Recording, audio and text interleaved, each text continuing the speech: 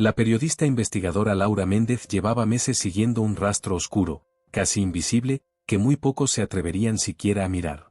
Lo que comenzaba como una sospecha difusa, un comentario aislado en un foro de veteranos, un documento olvidado en una auditoría pública, había crecido hasta convertirse en una tormenta que amenazaba con sacudir los cimientos del prestigioso coronel retirado Adrián Cuéllar. Durante años, Cuéllar había sido presentado como un héroe de guerra, condecorado, admirado, invitado a programas de televisión para hablar sobre liderazgo y patriotismo.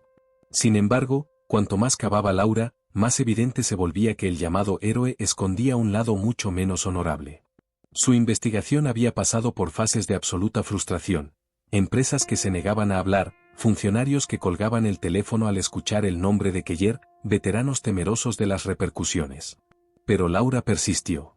Cada noche, rodeada de cajas llenas de documentos públicos, informes militares y registros de contratos, unía piezas que otros ni siquiera habían intentado conectar. Al cabo de un mes, finalmente tenía algo sólido. No rumores, no suposiciones, pruebas verificables, fuentes confirmadas, contratos firmados, correos electrónicos oficiales. Todo apuntaba a una misma conclusión devastadora: Cuéllar no solo había abusado de su posición de poder, sino que había puesto en riesgo vidas estadounidenses a cambio de dinero. Laura decidió publicar su investigación como una serie de 5 artículos, cada uno centrado en un aspecto distinto de la compleja red de corrupción que Cuéllar había tejido.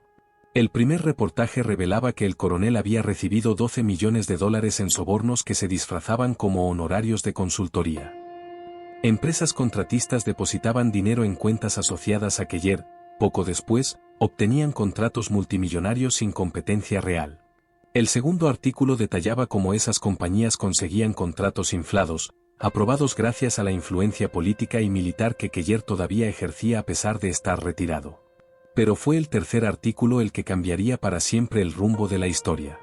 Laura había logrado entrevistar a soldados heridos mientras utilizaban equipos defectuosos aprobados personalmente por Cuéllar, a pesar de que las evaluaciones técnicas recomendaban rechazarlos. Chalecos antibalas que se rompían con facilidad, placas protectoras que no soportaban el nivel de impacto anunciado, vehículos que se averiaban en zonas hostiles. Las imágenes eran devastadoras: equipo destruido, vehículos calcinados, fotografías médicas de heridas que jamás deberían haber ocurrido. El titular era claro, directo y fulminante. La corrupción de Adrián Cuéllar costó vidas y dejó heridas permanentes en soldados estadounidenses. Las familias de los militares afectados comenzaron a aparecer en televisión, mostrando fotografías de sus hijos e hijas antes y después de las lesiones. Uno de los testimonios más desgarradores provenía de James Michey, cuyo hija había perdido un brazo cuando el vehículo que conducía falló en pleno patrullaje. Confiaba en que su equipo la protegería, dijo con la voz quebrada. Nunca nos dijeron que el hombre encargado de aprobar ese equipo estaba recibiendo dinero de empresas que recortaban gastos para aumentar ganancias. El impacto fue inmediato. Incluso los seguidores más acérrimos de Adrián Cuéllar empezaron a distanciarse. Veteranos que habían defendido públicamente al coronel se sintieron traicionados. Algunos expresaron su decepción en redes sociales, otros pidieron disculpas a las familias afectadas. Uno de los primeros en retirarle su apoyo fue el general Richard Monroe, quien publicó un comunicado contundente: si estas acusaciones se confirman, Cuéllar ha violado todos los valores que defendemos como profesionales militares. Las consecuencias sociales y políticas se extendieron con rapidez. Locutores conservadores que antes lo llamaban patriota ejemplar dejaron de nombrarlo. Organizaciones de veteranos borraron silenciosamente sus declaraciones de respaldo. Políticos que antes lo citaban en discursos fingían ahora no conocerlo. Todo lo que había construido durante años se desmoronaba en cuestión de días. Mientras tanto, el abogado del coronel, Grant Lively, intentaba desesperadamente controlar el daño. Convocó una conferencia de prensa para negar las acusaciones, insistiendo en que todo formaba parte de una campaña para destruir la reputación de un héroe. Pero la estrategia se vino abajo cuando los periodistas comenzaron a mostrar documentos oficiales, contratos firmados y testimonios verificados. La imagen de Lively tartamudeando ante preguntas directas se volvió viral. En su celda, Adrián Cuéllar observaba la cobertura mediática con una mezcla de ira, incredulidad y un miedo que ya no podía esconder. Por primera vez desde su detención, entendió que su reputación estaba cayendo a un ritmo que ni siquiera su influencia pasada podría detener. durante su siguiente reunión con la IBLI, preguntó casi en susurros, ¿cómo luchamos contra esto? El abogado bajó la mirada antes de responder, contra pruebas documentadas y soldados heridos, no hay batalla que ganar. La guerra de Keller por la opinión pública había terminado antes de que siquiera pudiera reaccionar. A medida que la verdad se expandía por los círculos militares y políticos, empresas vinculadas a él cancelaron discretamente sus contratos. No querían arriesgar su propio prestigio. Políticos conservadores que le habían expresado apoyo directo dejaron de contestar llamadas, mientras borraban publicaciones antiguas donde lo mencionaban como símbolo de la integridad militar. Los compañeros de Keller dentro del ejército también comenzaron a expresarse. El coronel Daniel Brooks, quien había movilizado a asociaciones de veteranos en defensa de Keller meses antes, declaró abiertamente, «Confié en él porque servimos juntos. Me siento engañado. Nunca imaginé que traicionaría todo por lo que juramos luchar». La caída del coronel ya no tenía vuelta atrás. El eco del escándalo continuó creciendo hasta alcanzar dimensiones que ni siquiera Laura Méndez había imaginado. Sus artículos habían detonado una reacción en cadena que ahora avanzaba por los pasillos del Pentágono, el Congreso y las oficinas de los contratistas militares como una onda expansiva imposible de contener. Incluso cuando algunos sectores intentaron minimizar la gravedad del caso, las pruebas eran demasiado sólidas y los testimonios demasiado humanos para ser ignorados. Ahora, la atención se centraba tanto en lo que Adrián Keller había hecho como en cómo había logrado mantener su red de corrupción durante tantos años sin ser descubierto. El Pentágono anunció la apertura de una revisión formal de todas las condecoraciones militares del coronel. Aunque muchos de sus galardones, como las estrellas de bronce, habían sido ganados legítimamente en combate, los funcionarios filtraron a la prensa que su retiro estaba siendo considerado. La pregunta no era si Keller había sido un soldado valiente en algún momento, sino si sus actos posteriores manchaban tanto su legado que ninguna medalla debía seguir adornando su expediente. Para muchos altos mandos, era una situación dolorosa, habían compartido mesa con él, habían confiado en su criterio, habían defendido su integridad. Ahora se preguntaban cuántas decisiones pasadas estaban contaminadas por intereses ocultos. Mientras tanto, las empresas que habían pagado los sobornos empezaron a enfrentar investigaciones propias. Varias de ellas despidieron ejecutivos de alto nivel para intentar aislar el daño. Sus acciones en la bolsa cayeron con fuerza, evidenciando la preocupación de los inversores ante posibles cargos penales, pérdida de contratos federales y sanciones futuras. El efecto dominó era claro, la caída de Keller arrastraba consigo a un conjunto de figuras que habían dependido de su influencia y autoridad para enriquecerse. En la prisión federal donde Keller esperaba su juicio, la situación también se volvió más peligrosa. Los noticieros que reproducían constantemente su rostro y sus delitos lo convirtieron en el recluso menos popular del lugar. Entre los presos había veteranos, algunos encarcelados por trastornos derivados del combate, otros por delitos cometidos tras su vida militar. Para ellos, enterarse de que un coronel había vendido la seguridad de soldados por dinero era una ofensa imperdonable. Los insultos comenzaron al pasar por los pasillos, luego vinieron las amenazas, y al poco tiempo la administración del penal decidió trasladarlo a custodia protectora para evitar agresiones físicas. Keller protestó, alegando que no necesitaba protección, pero la realidad era evidente, su nombre ya no representaba honor, sino traición. Incluso su familia empezó a distanciarse. Su esposa, Evelyn Keller, recibió cartas llenas de insultos y acusaciones de parte de familias militares indignadas. Sus hijos enfrentaron comentarios y preguntas incómodas en la escuela y en sus trabajos, obligándolos a admitir que nada de lo que se decía en las noticias era exagerado. Lo que antes era orgullo en su apellido se transformó en una carga que ninguno de ellos sabía manejar. Evelyn dejó de visitar a Adrián con la frecuencia inicial, cada encuentro terminaba en discusiones sobre el futuro, sobre lo que él todavía afirmaba que era una conspiración, mientras ella le suplicaba que aceptara la realidad. El abogado del coronel, Grant Laibli, comenzó a considerar la posibilidad de buscar un acuerdo. «Has perdido el apoyo del público», le dijo durante una de sus reuniones. La opinión del jurado estará influida por lo que han visto, por lo que han escuchado, sobre todo, por los testimonios de los soldados heridos. Admitir culpabilidad podría reducir tu sentencia. Pero Keller se negaba rotundamente, no voy a admitir delitos que no cometí, repetía con la mandíbula apretada, aunque los documentos, las transacciones bancarias y los correos electrónicos firmados por él contaban una historia diferente. Desesperado, Lively intentó construir una última estrategia de defensa, argumentar que Keller sufría problemas de salud mental derivados de su servicio militar. La guerra deja cicatrices en todos, pensaba, y quizá un jurado podría creer que los actos del coronel eran el resultado de estrés postraumático no tratado. Sin embargo, la fiscalía desmontó la teoría con rapidez. Presentaron evidencia de que Keller había gestionado durante 5 años un complejo y meticuloso sistema de sobornos, con estructuras de pagos planificadas y ocultas a través de intermediarios. Demostraron que no había impulsividad ni confusión, sino deliberación. Un hombre que puede organizar un entramado financiero así no actúa bajo un trastorno que le impide distinguir el bien del mal. La fecha del juicio se acercaba sin que la defensa lograra presentar un argumento convincente. La imagen de Keller había pasado de héroe a villano, y su descenso era observado con atención por todo el país. Las cadenas de noticias organizaban debates sobre ética militar, corrupción y supervisión gubernamental, mencionando su nombre como ejemplo de cómo incluso los más condecorados pueden sucumbir ante la ambición. Cuando comenzó el juicio, las cámaras se agolparon frente al Tribunal Federal. Familiares de soldados heridos se presentaron con fotografías y carteles, algunos lloraban, otros exigían justicia con voces firmes.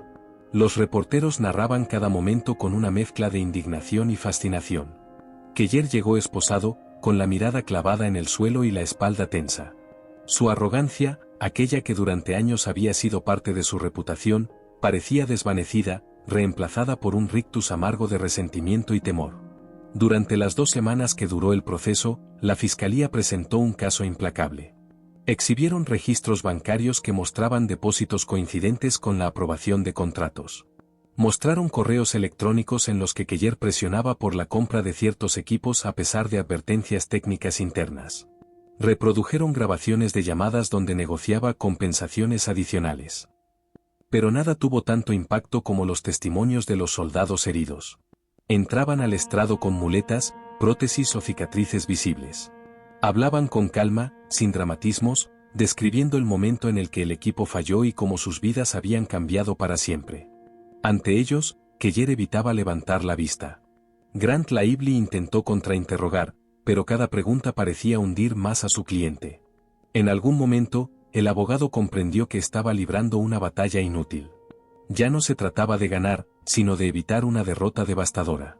Aún así, la evidencia era tan sólida que resultaba imposible suavizarla. Cuando el jurado se retiró a deliberar, muchos esperaban un proceso largo. Pero solo 3 horas después regresaron. El silencio llenó la sala cuando la presidenta del jurado se puso de pie para leer el veredicto: culpable en todos los cargos. Corrupción, fraude, conspiración y traición a la confianza pública. Cada palabra caía como un golpe seco en el aire. El rostro de Keller se contrajo. Era el fin. La jueza Helena Thornton se puso de pie con la solemnidad de quien comprende que cada palabra que pronunciará quedará registrada no solo en actas judiciales, sino también en la memoria colectiva. La sala estaba repleta, familiares de militares, periodistas, funcionarios, curiosos que habían seguido el caso desde sus inicios. Todos aguardaban en un silencio tenso mientras la jueza se alzaba para dictar sentencia. El coronel Adrián Keller permanecía sentado, con la cabeza inclinada y los puños tensos. La altivez que lo caracterizaba había desaparecido, dejando únicamente un rastro de amargura y miedo. Señor Keller, comenzó la jueza, su voz firme pero libre de dramatismos artificiales, ha sido declarado culpable de traicionar la confianza que el ejército de los Estados Unidos y el pueblo estadounidense depositaron en usted. Sus palabras no eran un reproche emocional, eran la constatación fría de un hecho irrefutable. Keller se puso de pie lentamente, más por inercia que por respeto, aunque sabía que era demasiado tarde para aparentar dignidad. La jueza continuó: sus delitos no fueron simples irregularidades administrativas o errores de juicio. Usted puso en peligro vidas. Aprovechó la autoridad que se le otorgó para beneficiar intereses personales, causando daños irreparables a hombres y mujeres que dependían de su integridad. Un murmullo recorrió la sala. Varias familias se tomaron de las manos, anticipando lo que vendría.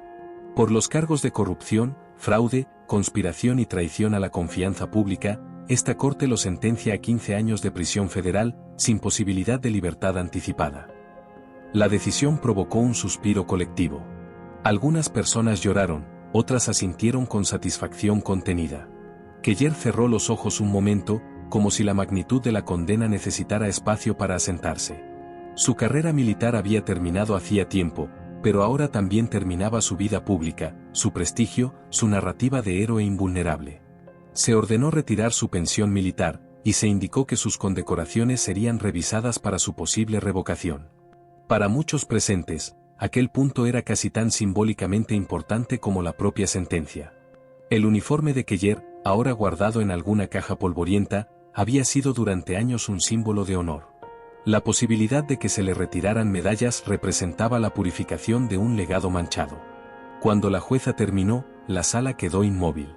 Fue entonces cuando Keller, quizás por costumbre o por desesperación, tomó aire y pronunció unas palabras: «Lamento mis actos y el daño que han causado».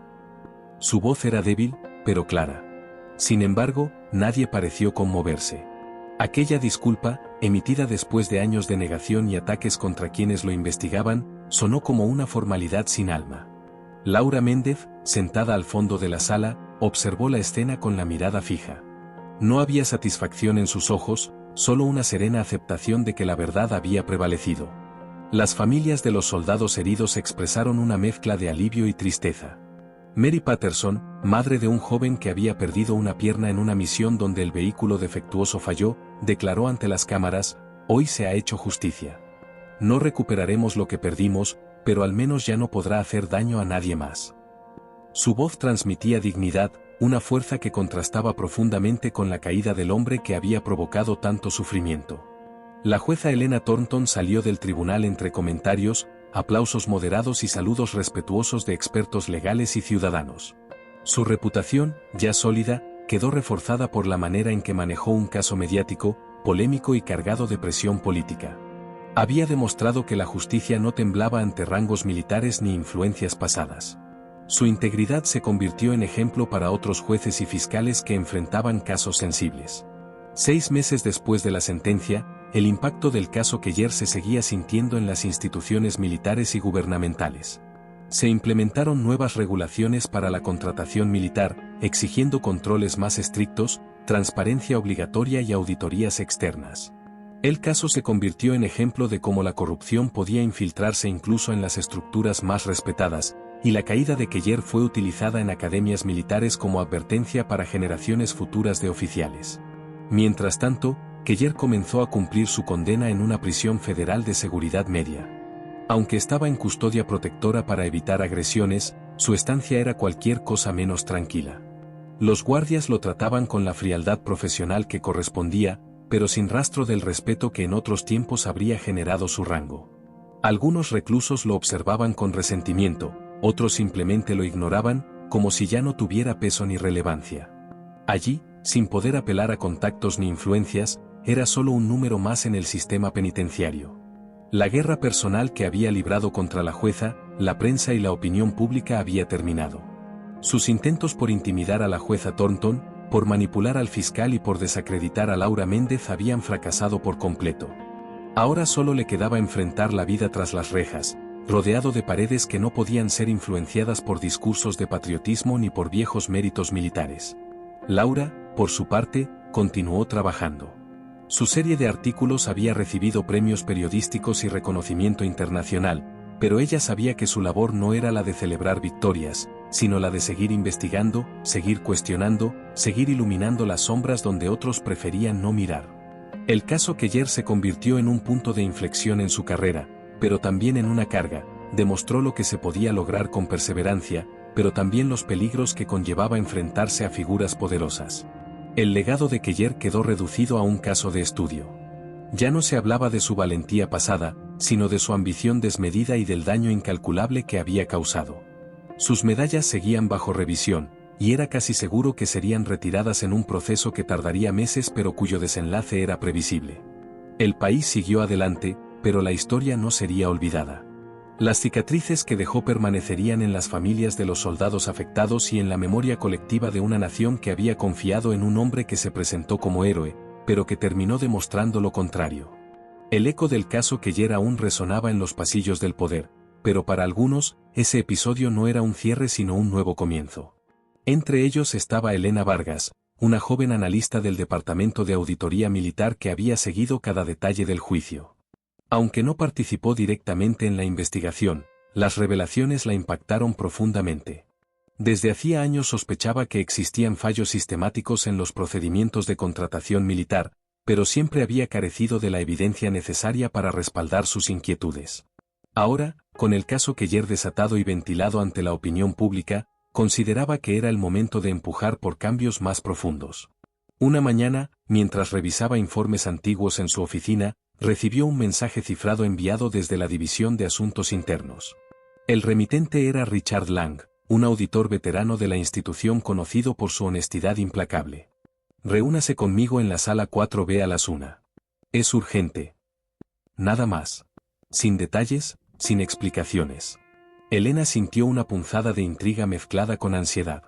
Cuando entró en la sala 4B, encontró a Lang inclinado sobre una mesa llena de carpetas, gráficos y fotografías de documentos. Tenía ojeras profundas, como si llevara noches enteras sin dormir. Levantó la vista cuando la vio entrar.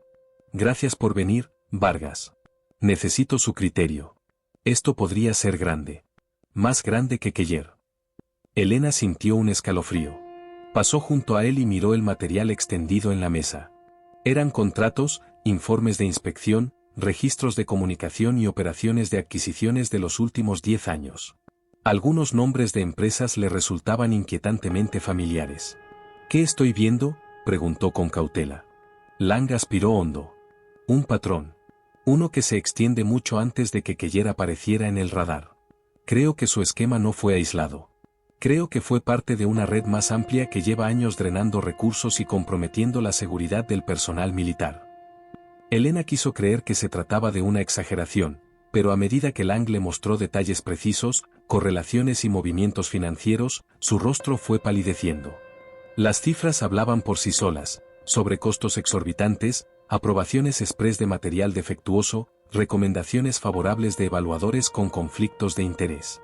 Keller fue solo la punta del iceberg, murmuró ella. Lang asintió con gravedad.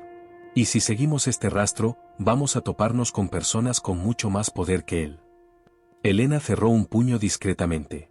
Sabía que involucrarse significaba arriesgar su carrera, su estabilidad y posiblemente su seguridad. Pero también comprendía que mirar hacia otro lado la convertiría en cómplice de un sistema que ya había demostrado ser letal para soldados inocentes. Tomó la decisión sin dudarlo. Estoy dentro, afirmó. A partir de ese día comenzaron a trabajar en secreto. Se reunían en horarios irregulares, utilizaban equipos aislados de la red interna y registraban cada hallazgo con minuciosidad matemática. Descubrieron vínculos entre generales retirados, consultoras tecnológicas emergentes y miembros de comités legislativos encargados de aprobar presupuestos militares. El esquema era complejo, pero no imposible de rastrear. Cuanto más avanzaban, más evidente resultaba que Keller había sido un engranaje útil, pero fácilmente reemplazable, dentro de una maquinaria mucho más grande. Mientras tanto, en la prisión federal donde Keller cumplía su condena, el ambiente comenzaba a cambiar. A pesar de estar en custodia protectora, los rumores sobre lo que se había destapado en su juicio circulaban entre los reclusos. Algunos, especialmente los exmilitares encarcelados por delitos menores, lo observaban con una mezcla de desprecio y furia contenida. La traición dentro del ámbito militar se consideraba uno de los peores crímenes, incluso dentro de los muros fríos de una prisión. Keller intentaba mantener la compostura, pero cada día era más evidente que su influencia se había desvanecido por completo. Comía solo, caminaba solo y apenas hablaba con los guardias. Las noches eran particularmente difíciles. Los ruidos, los murmullos, los pasos le recordaban constantemente que ya no tenía control sobre nada, que el mundo seguía girando sin él. Fuera de prisión, Laura Méndez seguía recibiendo mensajes de soldados y familias agradeciéndole por su trabajo. Pero también llegaban correos encriptados, algunos anónimos, contándole que su investigación había despertado sospechas en sectores que preferían mantener las irregularidades en silencio. Una noche, mientras organizaba materiales para una nueva serie de artículos, recibió un mensaje inesperado. No ha terminado. Hay más. Si quiere saber quién movía realmente los hilos, busque en los contratos firmados entre 2008 y 2013. No confíe en nadie. No había firma. No había remitente rastreable. Pero el mensaje era demasiado específico para ignorarlo. Laura llamó a su editor al instante. Necesito más tiempo y acceso a archivos antiguos. Creo que el caso Keller era mucho más grande de lo que imaginamos. Su editor, consciente del impacto mediático del caso anterior, aceptó sin hacer demasiadas preguntas. Sabía que Laura no hablaba a la ligera. En cuanto colgó, Laura se quedó un momento mirando la pantalla. Aunque no lo admitiera abiertamente, sabía que estaba entrando en terreno peligroso. No era ingenua, había visto cómo ciertos hilos, una vez tirados, podían desatar tormentas enteras. Mientras tanto, la jueza Helena Thornton había retomado sus labores habituales. El caso Keller la dejó mentalmente exhausta, pero también más fortalecida que nunca en su convicción de que la ley debía prevalecer incluso bajo la presión más intensa. Sin embargo, algo comenzó a inquietarla. Recibía informes ocasionales sobre incidentes aislados, movimientos sospechosos alrededor del tribunal, solicitudes inusuales de acceso a expedientes antiguos, rumores de que ciertos grupos estaban investigando su vida personal. No era paranoia. Era experiencia. Sabía que cuando alguien poderoso caía, otros temblaban. Y cuando otros temblaban, buscaban responsables. Una tarde, mientras revisaba documentos en su despacho, el alguacil Marshall Rouen golpeó la puerta y entró con expresión grave. «Jueza Thornton, creo que debe ver esto». Colocó sobre su escritorio un sobre sin remitente. Dentro, una fotografía borrosa de la jueza entrando en su casa la noche anterior. «Esto no es un simple mensaje», dijo Rouen. «Creo que estamos entrando en una nueva fase». La jueza miró la imagen sin alterar su respiración. Solo apretó la mandíbula. El caso Keller ha terminado, Marshall. Pero es evidente que su sombra todavía se mueve. Elena Vargas no había previsto hasta qué punto su vida cambiaría al involucrarse en la investigación paralela junto con Richard Lang. En teoría, se trataba de un análisis interno, algo rutinario para auditores experimentados, pero en la práctica, cada paso que daban abría una puerta hacia un pasillo más oscuro. No era sencillamente corrupción. Era una estructura. Una red. Una organización que había aprendido a vivir de los huecos del sistema con la misma naturalidad de quien respira. Una mañana, al llegar a su oficina, encontró una carpeta manila deslizada por debajo de la puerta. No llevaba marcas, ni remitente, ni sello oficial. Dentro había únicamente una memoria USB y una única frase escrita a mano: «Esto no puede caer en las manos equivocadas». El cuerpo se le tensó. Llamó enseguida a Lang.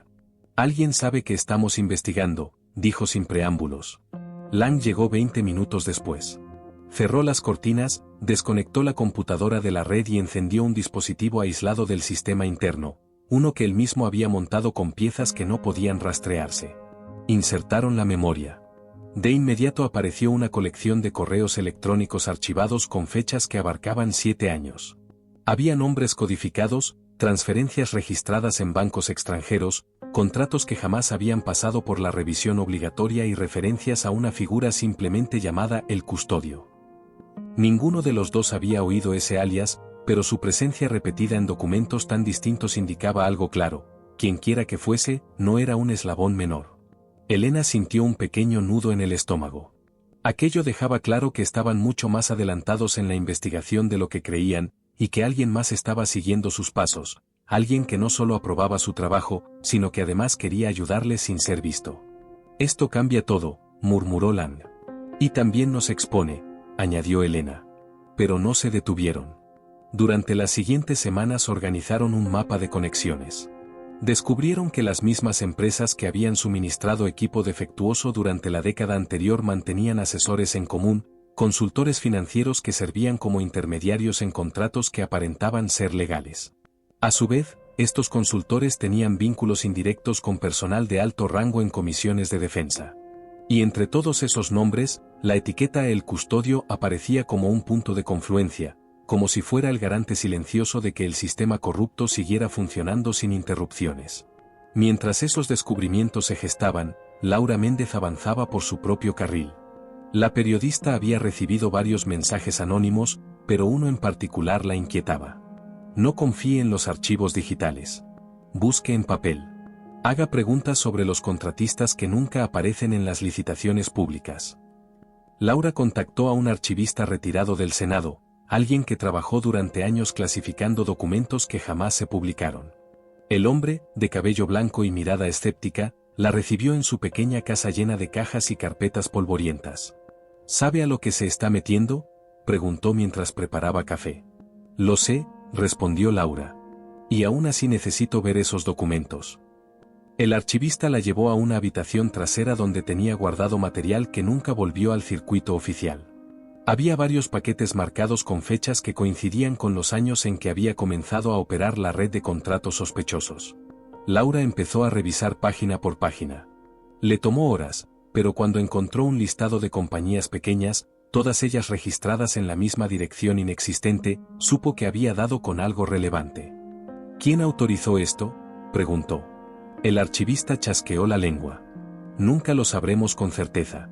Pero sé que esa lista fue borrada de la base de datos oficial hace años.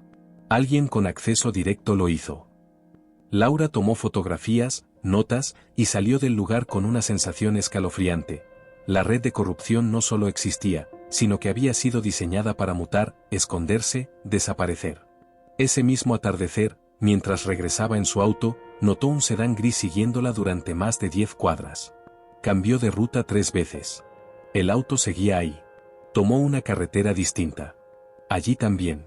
Cuando encendió la cámara de su teléfono para grabarlo, el sedán dobló abruptamente hacia otra calle y desapareció. Laura se quedó con las manos temblorosas sobre el volante. No era paranoia. La estaban vigilando. Al día siguiente, la jueza Elena Thornton recibió un informe personal de seguridad. 2 hombres desconocidos habían intentado obtener su itinerario semanal a través de una llamada al tribunal, haciéndose pasar por agentes federales. El personal detectó la falsedad y rechazó la solicitud, pero el incidente era demasiado específico para considerarlo casual. Thornton convocó a Marshall Rouen a su despacho. Necesito que aumenten la vigilancia en mi domicilio y en mi oficina. Rouen asintió. Ya lo anticipé. Duplicaré el personal. La jueza respiró hondo. Esto no puede deberse solo al caso Keller. Rouen cerró la puerta y habló en voz baja. No lo es. He oído cosas, rumores de que alguien teme que la caída de Keller destape algo mayor. Y creo que ya está empezando a destaparse. Thornton recordó la fotografía que había recibido días atrás. Alguien estaba intentando intimidarla, pero no podían detenerla con trucos de baja categoría. Lo que sí podía inquietarla era la idea de que la justicia estuviera siendo manipulada desde dentro durante años sin que ella lo hubiera notado. Necesitaba actuar, pero sin dejar rastros. Esa noche llamó a un contacto de confianza en la Oficina de Ética Gubernamental, alguien que había trabajado con ella en el pasado. Voy a hacer una consulta informal, dijo la jueza. Necesito saber cuántos contratos militares se han renovado sin supervisión desde 2010. Eso va a levantar alertas, respondió la voz al otro lado de la línea. Cuéntame algo que no sepa. Mientras tanto, en prisión, Edward Keller comenzó a notar comportamientos extraños entre los guardias.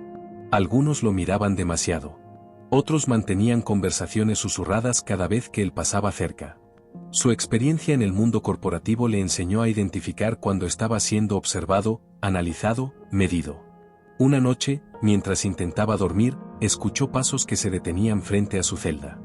2 guardias hablaban de algo que no logró entender del todo, pero captó lo suficiente: su nombre, una transferencia, y la frase antes de que abra la boca.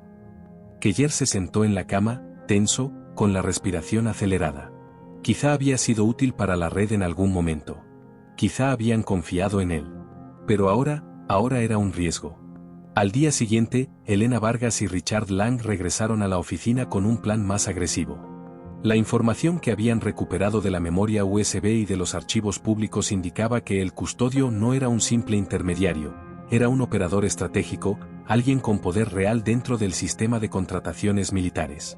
Cada transferencia de dinero, cada contrato adjudicado sin licitación, pasaba por su revisión final. Era el guardián invisible de un esquema que durante años había traicionado a quienes más debían ser protegidos, los soldados en el frente. Si identificamos al custodio, podemos cerrar todo esto de una vez, dijo Lang, mientras colocaba un marcador en el mapa de conexiones sobre la mesa. Elena asintió, con el ceño fruncido. Pero cualquier movimiento en falso nos expone. Y alguien ya nos está observando. Lo sentimos en la forma en que la información llegó hasta nosotros, en la seguridad de nuestros correos, alguien nos está guiando, sí, pero ¿quién controla realmente esa guía? La tarde cayó mientras revisaban cientos de correos, facturas y registros. Cada documento parecía más alarmante que el anterior. Pagos de consultoría que no correspondían a servicios reales, equipos defectuosos enviados a unidades en combate, y contratos firmados en tiempo récord con compañías que apenas existían. Lo que parecía un patrón casual ahora mostraba intencionalidad.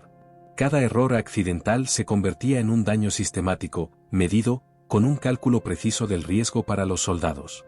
Mientras tanto, la periodista Laura Méndez hizo un descubrimiento crucial. Entre las cajas de documentos que revisó, encontró un contrato particular de un lote de chalecos antibalas defectuosos. Cada uno había sido marcado como cumple requisitos mínimos, pero el proveedor había cobrado el doble de lo que costaría un producto de calidad superior.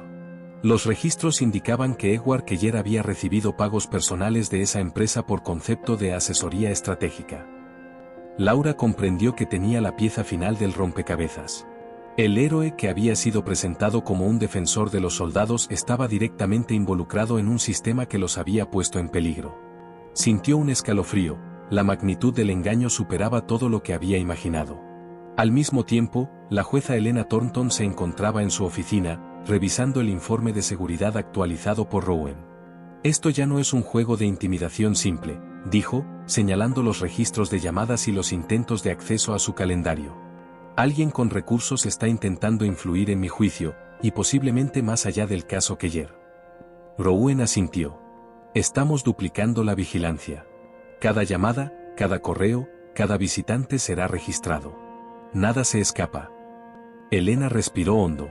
Sabía que debía mantener la imparcialidad, incluso bajo presión. Este no era solo un juicio más, era la exposición de una red de corrupción que había burlado años de controles internos. Si cedía ante la presión, el mensaje sería claro, incluso la justicia puede ser manipulada. Mientras la investigación avanzaba, Keller comenzó a notar más irregularidades dentro de la prisión. Algunos guardias parecían demasiado atentos, y otros discutían en voz baja con nombres que él reconocía de los contratos que había supervisado. La paranoia se instaló, y pronto comprendió que no solo estaba siendo observado, estaba en la mira de personas que querían asegurarse de que no hablara. Un día, mientras realizaba su rutina de ejercicio, Keller fue abordado por un recluso veterano que, sin presentarse, le entregó un pequeño sobre. Dentro, había notas con fechas, nombres y referencias a documentos internos que reforzaban la evidencia de su implicación en la red. El mensaje era claro, si cooperaba, su situación podría mejorar. Si no, sería aislado y vigilado constantemente. La presión sobre Keller aumentaba, y con ella, su desesperación. Por primera vez, comprendió que su fachada de invulnerabilidad se estaba desmoronando. Su reputación, cuidadosamente construida durante años, estaba siendo erosionada por pruebas que no podía negar ni ocultar. Mientras tanto, Helena y Laura, sin conocerse aún personalmente, avanzaban en paralelo. Cada una obtenía piezas del mismo rompecabezas. Helena se centraba en la estructura de la red, los flujos de dinero, los contratos y las conexiones con altos funcionarios. Laura se dedicaba a los testimonios de los afectados, soldados heridos, familiares y proveedores que habían sido sobornados para guardar silencio. Los datos públicos y los documentos filtrados permitían a ambas trabajar dentro de los límites legales, pero la magnitud de la corrupción hacía que cada descubrimiento pareciera más urgente que el anterior. Un día, Lang descubrió un patrón inquietante en los contratos recientes. Varias compañías que habían trabajado con Keller en los últimos 3 años compartían un mismo consultor legal. Lo llamaban simplemente asesor. Su firma aparecía en documentos que cerraban transacciones sin licitación y justificaban costos inflados por asesoría estratégica. Cada contrato aprobado por asesor tenía un historial de quejas por equipos defectuosos, accidentes en campo y denuncias internas borradas. Helena miró los documentos con incredulidad. Esto no es solo corrupción empresarial. Es traición a los soldados. Cada fallo, cada equipo defectuoso, cada contrato amañado, alguien planeó todo para obtener ganancias mientras otros sufrían. Lang cerró los ojos un momento. ¿Y si esto llega a los medios? Si Laura publica lo que tiene, no habrá vuelta atrás. Helena asintió. Es lo correcto. La verdad debe salir. Pero debemos estar preparados para la reacción, porque será intensa. Ese mismo día, Laura recibió un correo anónimo con el asunto, "No estás sola". Contenía instrucciones precisas sobre cómo verificar ciertos documentos archivados que no estaban en línea. Era evidente que alguien del sistema le estaba ayudando discretamente, aunque sin identificarse. La nota terminaba con una advertencia: "Sigue adelante, pero mantente segura. Ellos miran". Laura comprendió la gravedad de la situación. Estaba cerca de publicar algo que cambiaría la percepción de toda una institución, pero también sabía que eso la pondría en peligro. Sin embargo, decidió continuar. Su sentido de responsabilidad hacia los soldados y la verdad era más fuerte que cualquier temor personal. Mientras tanto, en la prisión, Keller había empezado a perder la calma. Los rumores sobre la investigación comenzaban a filtrarse entre los internos, y su fama de héroe estaba siendo reemplazada por la de traidor. Algunos reclusos que antes lo respetaban comenzaron a desafiarlo verbalmente, mientras que los veteranos lo miraban con una mezcla de asombro y desprecio. Cada noticia que llegaba a la prisión lo acercaba más a la sensación de aislamiento total. Helena Thornton, por su parte, revisaba los informes de seguridad y los documentos filtrados con Rowan. Sabía que cada movimiento debía ser calculado, que cada decisión tendría consecuencias no solo legales sino políticas. La integridad del tribunal estaba en juego, y la exposición de Keller podría convertirse en un escándalo nacional si no manejaban todo con cuidado y precisión. Esa noche, mientras la ciudad dormía, Helena y Lang se encontraron revisando por última vez todos los documentos antes de una reunión con la jueza. Sabían que habían reunido pruebas suficientes para demostrar la corrupción de Keller y de sus cómplices, y que solo necesitaban presentarlas en el momento correcto para que nadie pudiera cuestionar su veracidad. "Helena, si esto se publica, el mundo sabrá quién es realmente Keller", dijo Lang. "Y los soldados también", respondió ella. "Eso es lo que importa. No podemos permitir que sus errores sigan costando vidas". Mientras afuera la ciudad continuaba con su rutina, dentro de esos despachos, oficinas y celdas, las piezas del rompecabezas se alineaban. La verdad estaba a punto de salir a la luz, y con ella, la caída de un hombre que había manipulado la fe pública y la confianza de aquellos que habían confiado en él con sus vidas. El amanecer trajo consigo un aire tenso en la ciudad. La prensa comenzaba a recibir filtraciones cuidadosamente seleccionadas sobre la corrupción de Edward Keller, aunque sin revelar fuentes ni documentos completos. Laura Méndez se preparaba para enviar el primer artículo de la serie que expondría toda la red de contratos amañados y sobornos, mientras Helena Vargas afinaba los últimos detalles de su informe para entregarlo a la jueza Helena Thornton. Ambas trabajaban en paralelo, sin haberse cruzado aún, pero con un objetivo común: exponer la verdad sobre un hombre que había traicionado la confianza de los soldados. En la prisión, Keller comenzaba a sentir los efectos del aislamiento y la presión mediática. La fama que había cultivado como héroe militar se estaba desmoronando rápidamente. Cada recluso que lo veía lo miraba con desdén. Los veteranos encarcelados lo evitaban o lo confrontaban con comentarios cargados de reproche. Cada nuevo artículo publicado en los periódicos y medios digitales aumentaba su ansiedad, y su propia defensa parecía desmoronarse desde dentro. En su celda, revisaba una y otra vez los correos y mensajes que Vincent Cross había enviado durante meses. Ninguno de ellos ofrecía una solución real ante la evidencia que empezaba a publicarse. La arrogancia que alguna vez lo había definido se había transformado en miedo. Por primera vez, comprendió la magnitud del daño que había causado y el alcance de quienes estaban decididos a que pagara por ello. Mientras tanto, en los despachos de la jueza Helena Thornton, Rowan y el equipo de seguridad revisaban cada detalle de los movimientos recientes. Habían recibido reportes de que algunos individuos vinculados a Keller intentaban influir en testigos y periodistas mediante amenazas indirectas, lo que aumentaba la necesidad de un registro meticuloso de cada incidente. Helena sabía que su responsabilidad no era solo garantizar un juicio justo, sino también proteger la integridad del proceso judicial frente a la presión externa. En la redacción del diario donde trabajaba Laura, el ambiente estaba cargado de expectación. La periodista revisaba por última vez los documentos que confirmaban los sobornos y las irregularidades en los contratos militares. Cada cifra, cada firma y cada correo electrónico había sido verificado y contrastado con múltiples fuentes. El primer artículo detallaba los pagos personales recibidos por Keller a cambio de contratos adjudicados a compañías que ofrecían equipos defectuosos. Laura sabía que publicar esto marcaría el inicio del fin de la narrativa que había construido Keller sobre su heroísmo. Al mismo tiempo, Elena Vargas presentó su informe preliminar a la jueza Thornton. El documento incluía un análisis detallado de todos los contratos relacionados con Keller, los flujos de dinero, las conexiones entre empresas y asesores legales, así como testimonios de antiguos empleados que confirmaban la corrupción sistemática. Elena revisó los documentos con atención, consciente de que cada evidencia debía estar perfectamente documentada para que ningún argumento de defensa pudiera cuestionarla. La tensión crecía cuando Laura decidió publicar el segundo artículo de la serie, centrado en los efectos directos de la corrupción en los soldados. Historias de chalecos antibalas defectuosos, vehículos averiados y equipos de comunicación que fallaban en zonas de combate llegaron a la opinión pública. Las familias de los soldados heridos comenzaron a aparecer en programas de televisión, mostrando fotos y contando cómo los errores de Keller habían cambiado sus vidas para siempre.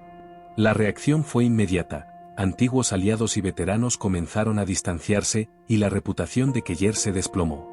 Vincent Cross, viendo que su estrategia de control de daños fallaba, intentó organizar una rueda de prensa para negar las acusaciones. Sin embargo, cada pregunta de los periodistas lo dejaba sin respuestas. Los contratos documentados, los testimonios de los soldados y las pruebas verificadas eran imposibles de refutar. Keller, desde la prisión, siguió la cobertura con creciente preocupación. La imagen pública que había construido durante años se desmoronaba ante sus ojos. Mientras la presión mediática crecía, Elena Thornton continuaba reforzando las medidas de seguridad en el tribunal. Cada visitante, cada llamada y cada correo electrónico era cuidadosamente registrado. Rowan supervisaba personalmente cada detalle, asegurándose de que no hubiera filtraciones ni intentos de intimidación directa hacia la jueza. La integridad del proceso era la prioridad, y ningún acto de presión externa podría comprometerla. El tercer artículo de Laura fue devastador. Detallaba cómo la corrupción de Keller había puesto en peligro la vida de los soldados. Fotografías de chalecos antibalas dañados, piezas de vehículos averiadas y equipos defectuosos mostraban la magnitud del engaño. Familias de militares heridos narraban experiencias que demostraban que los actos de Keller no solo eran financieros, sino que tenían consecuencias humanas directas. La opinión pública comenzó a cambiar radicalmente. De héroe a traidor, Keller se convirtió en el blanco de la indignación generalizada. Entretanto, Edward Keller empezó a enfrentarse a la realidad de sus acciones dentro de la prisión. Los rumores sobre los hallazgos de Laura y Elena lo hicieron objeto de burlas y confrontaciones por parte de otros internos. Los veteranos encarcelados, que antes lo habían respetado, ahora lo miraban con desprecio. La tensión dentro de la prisión se intensificaba, y Keller fue trasladado a una sección de máxima seguridad para protegerlo de posibles ataques de otros internos. En paralelo, las empresas involucradas comenzaron a reaccionar discretamente. Ejecutivos que habían participado en los sobornos y contratos amañados fueron despedidos. Las acciones de las compañías descendieron drásticamente ante la preocupación de los inversores y la inminente exposición pública de los hechos. Políticos que previamente habían respaldado a Keller comenzaron a distanciarse, borrando publicaciones y declaraciones de apoyo. La red que Keller había tejido a lo largo de los años se estaba desmoronando rápidamente.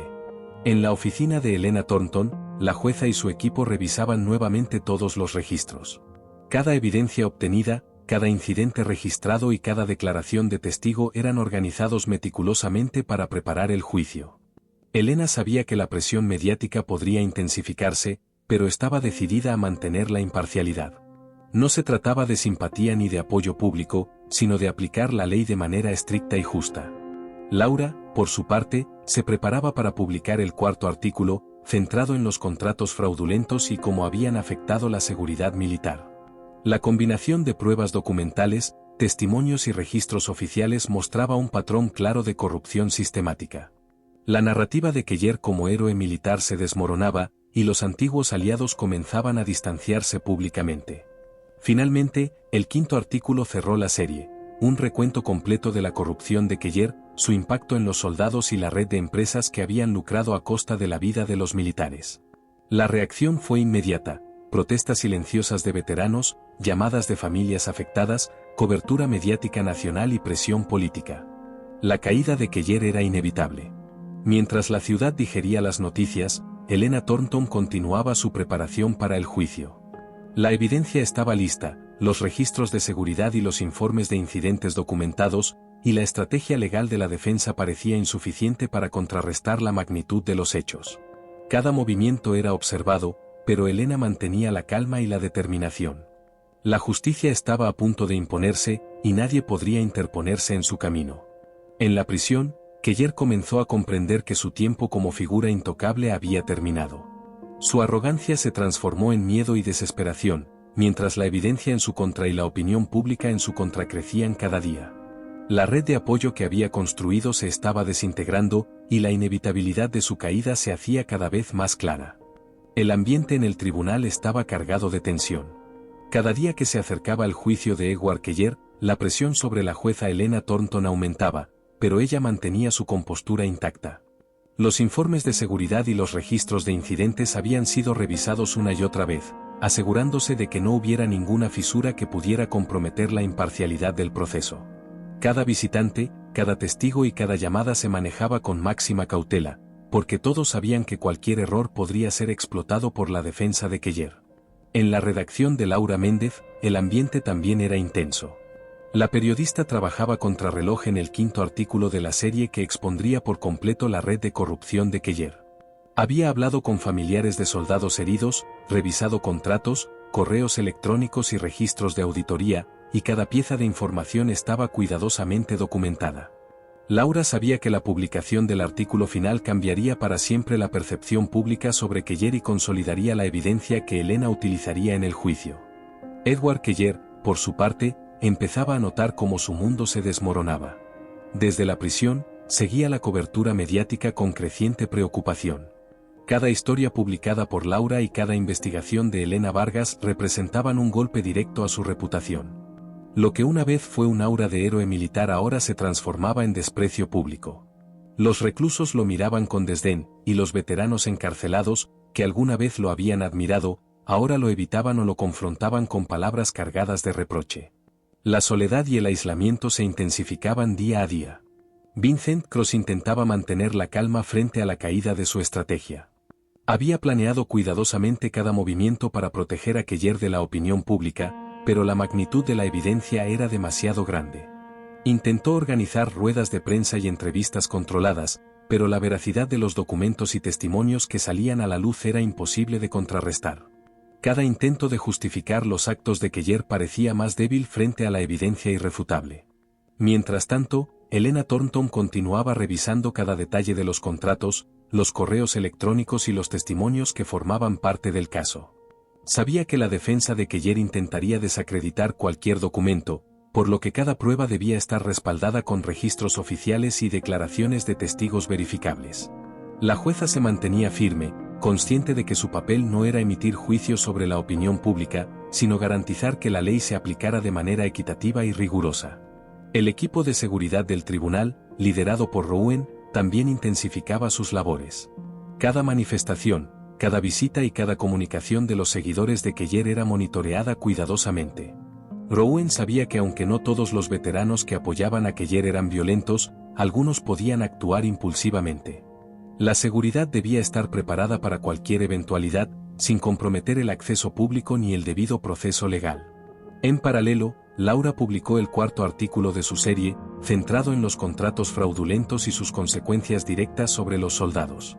Las imágenes de chalecos antibalas dañados, piezas de vehículos averiadas y equipos defectuosos mostraban la gravedad de la corrupción. Las historias de familias afectadas con testimonios conmovedores empezaron a aparecer en programas de televisión y plataformas digitales. La narrativa de Keller como héroe militar se desmoronaba ante los ojos de quienes lo habían admirado. Las empresas involucradas también comenzaron a tomar medidas discretas. Ejecutivos que habían participado en los sobornos fueron despedidos y las acciones de las compañías cayeron ante la preocupación de los inversores. La exposición pública inminente de los contratos corruptos generaba incertidumbre en los mercados. Políticos que previamente habían apoyado a Keller comenzaron a distanciarse, borrando publicaciones y declaraciones de respaldo, conscientes de que mantener su defensa podía afectar su propia reputación. En la prisión, Keller comenzaba a comprender la magnitud de su caída. Su influencia entre otros internos se desvanecía, y la tensión dentro de la prisión aumentaba.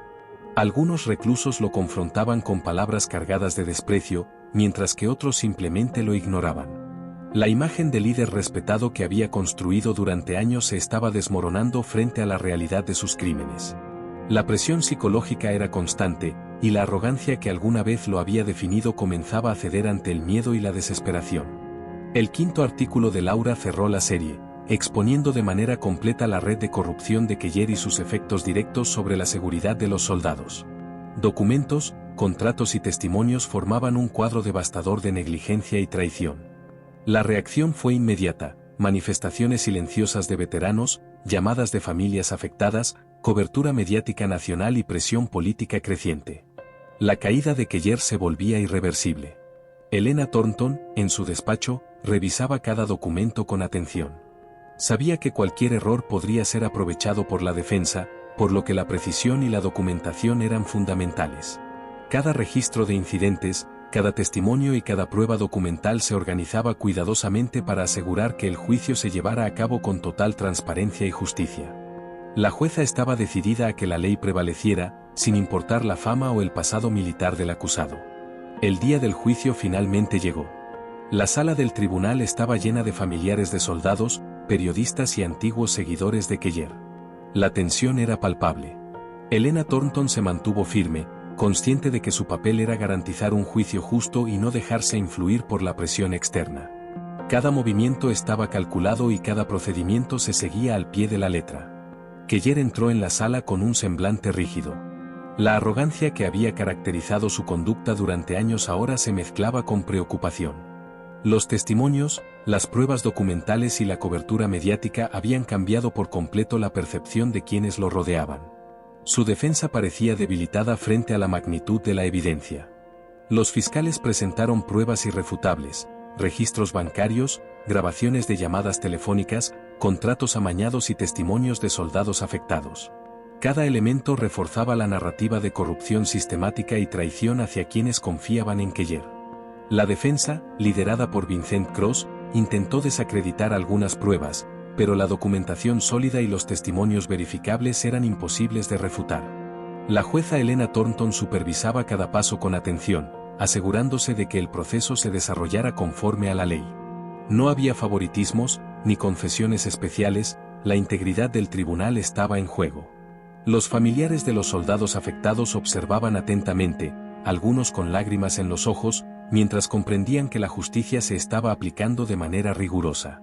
Keller, viendo cómo se desarrollaba el juicio, empezó a entender que su caída era inevitable. La presión mediática, la evidencia acumulada y el rechazo de antiguos aliados creaban un entorno en el que su defensa era prácticamente imposible. La realidad de sus actos y las consecuencias sobre los soldados lo enfrentaban con la verdad que había intentado ocultar durante años. En las semanas siguientes, los testimonios continuaron revelando la magnitud de la corrupción. Cada historia de un soldado herido, cada documento que mostraba sobornos y contratos amañados, y cada declaración de antiguos empleados reforzaba la narrativa de traición. La opinión pública, que inicialmente lo había considerado un héroe, ahora lo veía como un criminal responsable de poner en riesgo vidas humanas para obtener beneficios personales. La presión sobre Keller y su defensa crecía. Cada intento de control mediático fallaba, y la evidencia seguía acumulándose.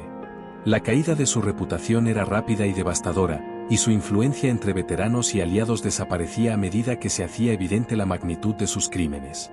Helena Thornton mantenía la calma y la disciplina, asegurando que el proceso judicial siguiera siendo justo y transparente, sin dejarse influir por la opinión pública ni la presión externa. Finalmente, después de semanas de testimonios y presentación de pruebas, el juicio estaba listo para la deliberación final.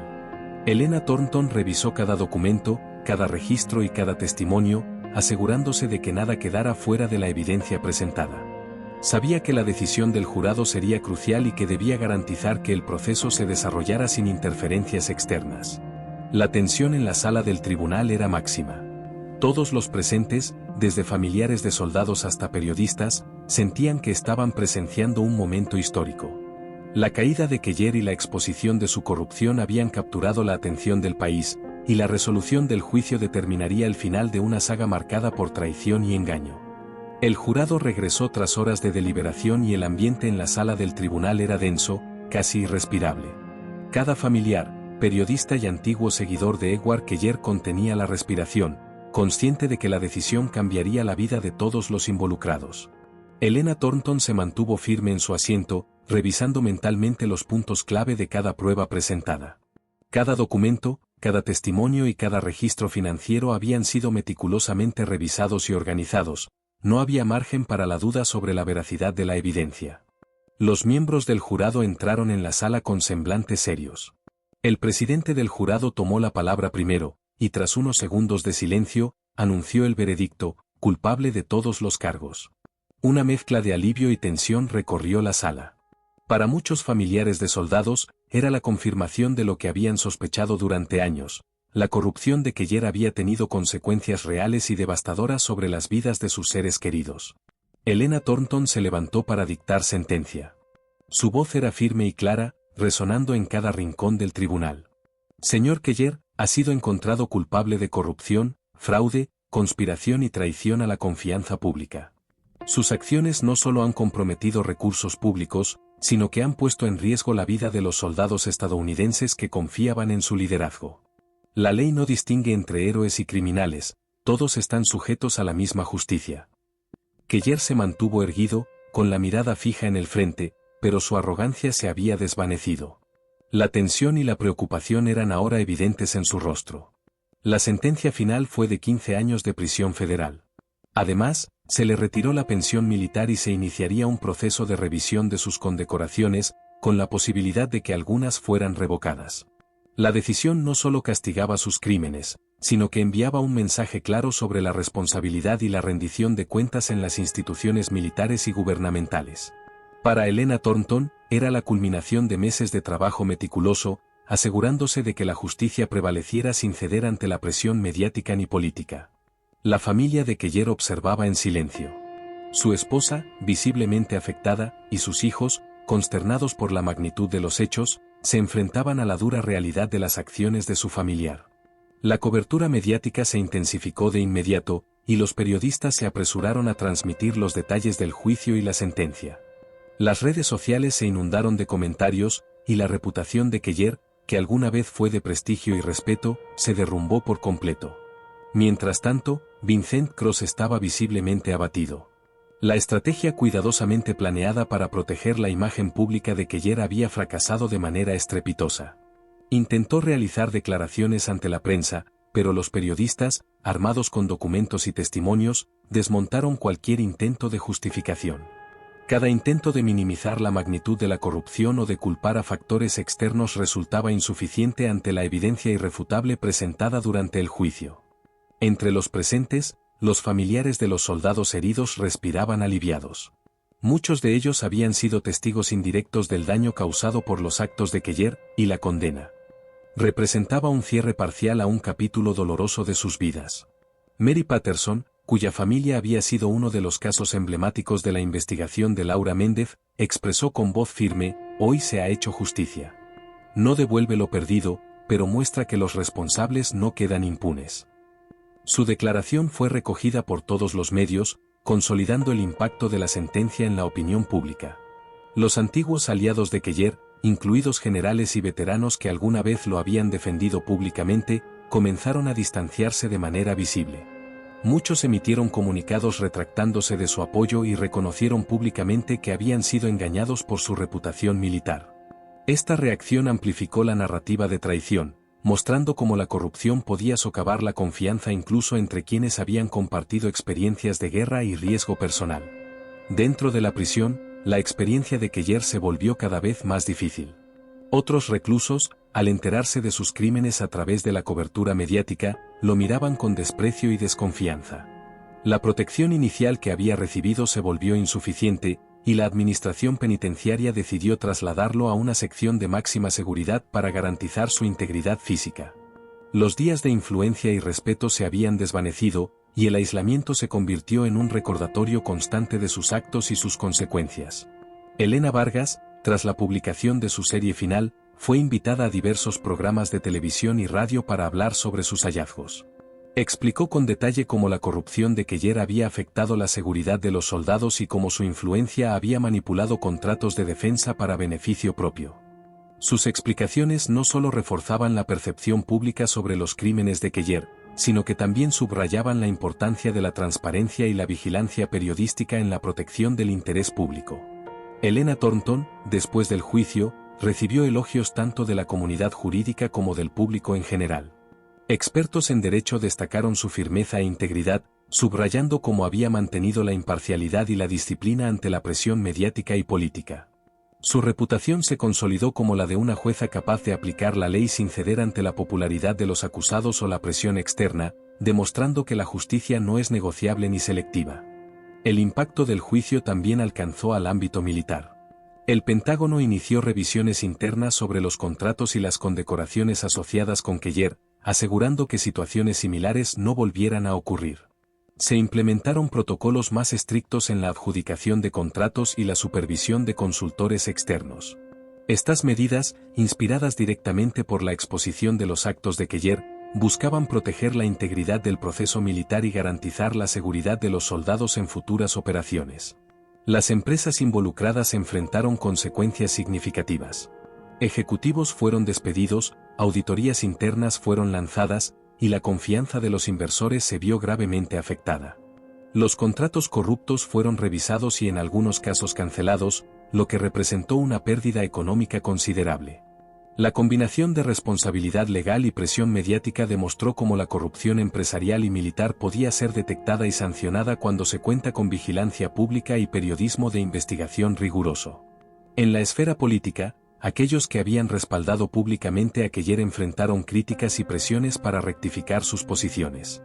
La opinión pública exigía transparencia y responsabilidad, y los legisladores comenzaron a distanciarse de quienes habían mostrado apoyo a un individuo cuya corrupción había tenido consecuencias tangibles sobre la vida de soldados. La lección era clara: la reputación militar o política no exime a nadie de rendir cuentas ante la ley y la sociedad. Por su parte, los familiares de los soldados continuaban compartiendo sus historias. Cada relato, cada fotografía y cada testimonio mantenía viva la memoria de lo que había sucedido y reforzaba la necesidad de justicia y prevención. La cobertura mediática sostenida garantizó que la sociedad no olvidara la magnitud de los crímenes de Keller, consolidando la condena social además de la legal. Helena Thornton supervisaba todo este proceso con calma y determinación. Sabía que su papel no se limitaba al juicio, sino a asegurar que el precedente establecido por la sentencia tuviera un impacto duradero en la justicia militar y civil. Su enfoque meticuloso y ético se convirtió en un ejemplo de cómo la disciplina, la integridad y el compromiso con la ley pueden prevalecer incluso frente a la presión más intensa. El juicio de Edward Keller terminó siendo un caso emblemático de corrupción, responsabilidad y justicia. Su caída, rápida y definitiva, mostró que la fama y la influencia no protegen a nadie de las consecuencias de sus actos. La combinación de periodismo investigativo, diligencia judicial y vigilancia pública creó un sistema en el que la verdad y la justicia prevalecieron, enviando un mensaje claro a todos los que podrían considerar actos similares en el futuro. Mientras Keller comenzaba su condena en la prisión federal, Helena Thornton y Elena Vargas reflexionaban sobre el impacto de sus esfuerzos. Cada decisión, cada investigación y cada acción había contribuido a revelar la verdad y garantizar que la justicia se aplicara de manera completa. La historia de Keller se convirtió en un recordatorio de que la integridad y la transparencia son fundamentales, y que ninguna reputación, por respetable que sea, puede justificar el daño a otros. Con Edward Keller cumpliendo su condena, la vida en el tribunal y en la comunidad militar comenzó lentamente a reorganizarse. Helena Thornton retomó su rutina con un renovado sentido de propósito. La experiencia del juicio había reforzado su convicción de que la justicia no podía ser manipulada por la presión pública ni por la fama de un acusado.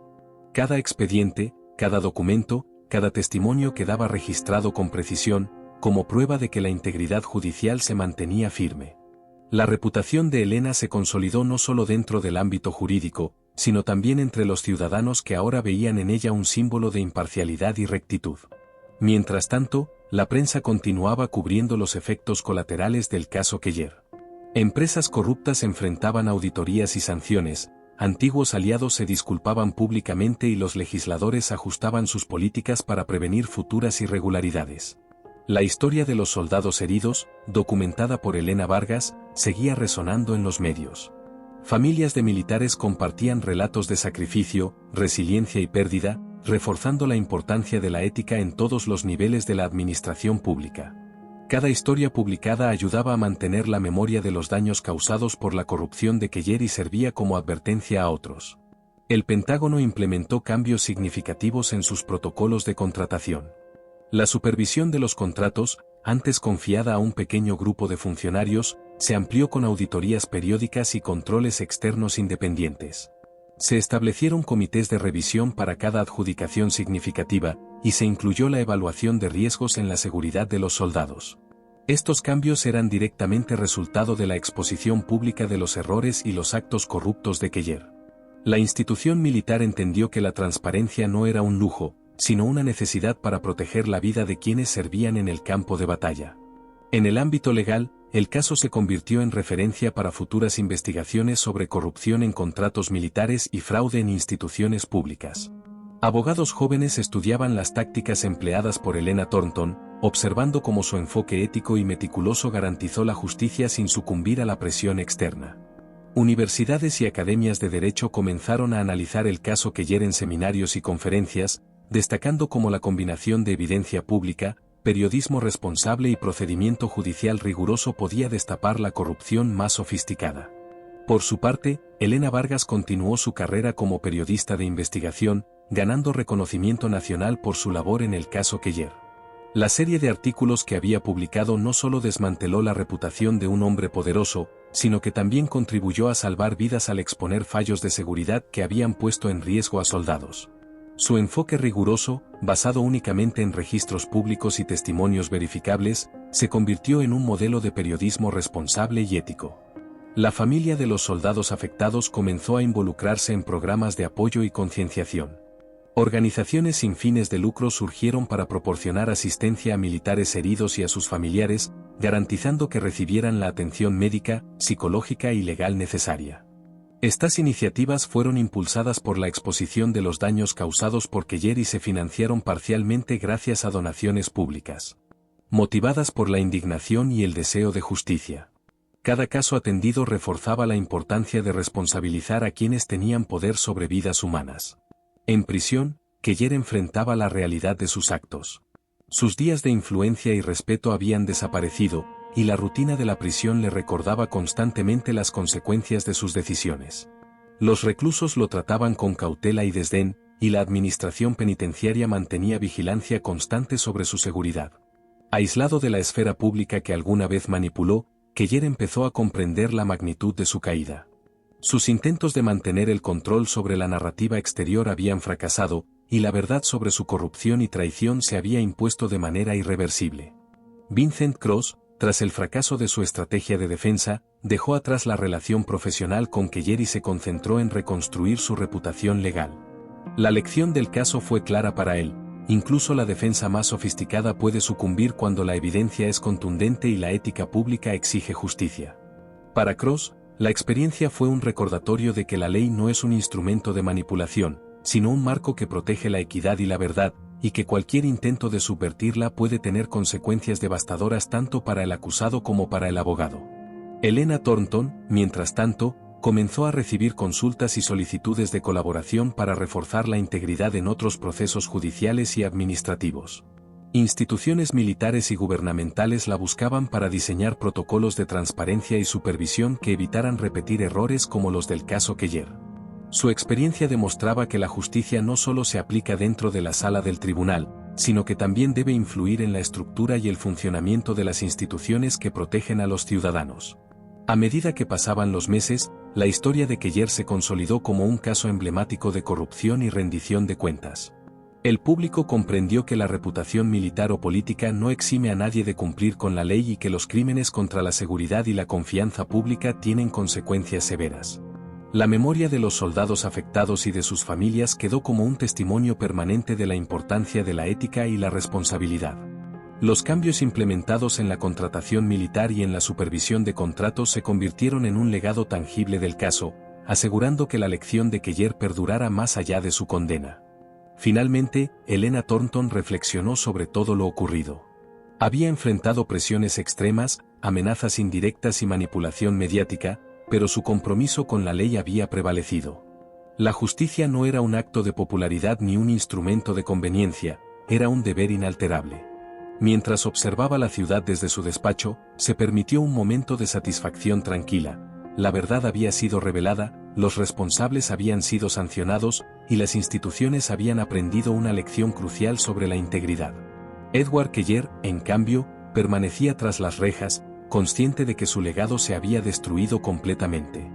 Los elogios que alguna vez recibió por su servicio militar se habían convertido en sombras del pasado, reemplazadas por condena, vergüenza y aislamiento. Su intento de manipular la opinión pública y de evadir la justicia había fracasado de manera definitiva. Cada acto de corrupción que había cometido, cada contrato fraudulento, cada decisión que puso en riesgo la vida de soldados, ahora estaba documentado y conocido por todos. La justicia había prevalecido. El caso se convirtió en un referente para abogados, periodistas, militares y ciudadanos por igual. Enseñaba que la corrupción puede infiltrarse incluso en las instituciones más respetadas, pero que la combinación de vigilancia pública, investigación rigurosa y aplicación imparcial de la ley puede proteger a la sociedad y garantizar que los responsables rindan cuentas. Helena Thornton y Helena Vargas se convirtieron en símbolos de integridad y profesionalismo, demostrando que la verdad y la justicia pueden prevalecer incluso en medio de la manipulación y la presión externa. Y así, con Edward Keller cumpliendo su condena y las instituciones reforzando sus protocolos, la historia cerró un capítulo crítico en la lucha contra la corrupción militar y la protección de la vida de quienes servían al país. La justicia había sido impuesta de manera clara y firme, y la lección se mantendría como un recordatorio permanente de que nadie, por más poder o reputación que tenga, está por encima de la ley.